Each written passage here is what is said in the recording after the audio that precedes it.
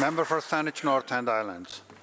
Yeah, thank you, Mr. Speaker, and thank you to the chair of the committee, member for Nanaimo North Cowichan, and also the deputy chair, the member for Peace River North, for your comments, and for this opportunity to say a few words about this really important work that I was fortunate enough to be able to be a part of. Committee work is some of the most rewarding work in this assembly, and it's work that is incredibly important as it's a way to bring all of the multidimensional sides of this House, all of the skills and expertise that each of us individually bring to this Legislative Assembly can be brought together to inform and to make what is the important recommendations for government to undertake. It has been truly, as has been highlighted, we're recommending transformational change in policing and public safety in this province.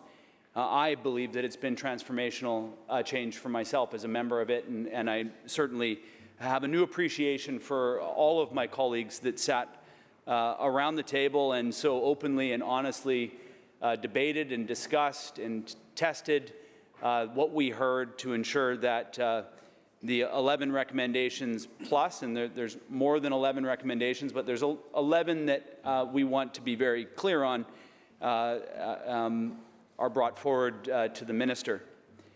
In addition to thanking the incredible staff, Karn, for keeping us pointed in the right direction, thank you for being that really important force, and to all of the staff who wrote the committee report and took everything and brought it into what we see as basically a 100-page document. I also want to raise my hands in gratitude to the Minister of Public Safety and Solicitor General for giving us a broad terms of reference, for allowing us, for giving the confidence of this Assembly to do the work and to not restricting it, but to say, go in, dig down, find out what needs to be said, and say it. And I just really want to raise my hands to the Minister of Public Safety for giving us that broad terms of reference. And the output is not going to be easy. It's going to be difficult. And we struggled with that difficulty. And it was not, the recommendations that we make are not recommendations that we make lightly.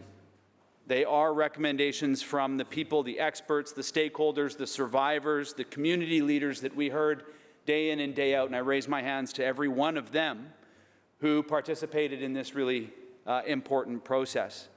This is the first step of many steps forward in reforming policing in this province, to restoring transparency and accountability, restoring trusting in policing, and a first step in that transformational change. I really encourage the government, whether it be this government or the next government and the next government, this is going to take time to really embrace the collaboration that happened within the committee and to share this work with the committee.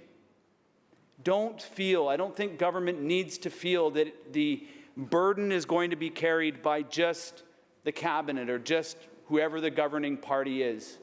Share the work, have an oversight committee, carry it forward as a legislative assembly. That's the way that we're going to really have the most impactful transformational change, and to recognize that the burden should not be carried by any one political party in this province, any one Minister of Public Safety and Solicitor General.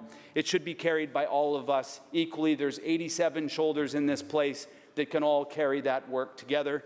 I thank you all for this opportunity to speak. Thank you, Mr. Speaker. Aizkasiyam.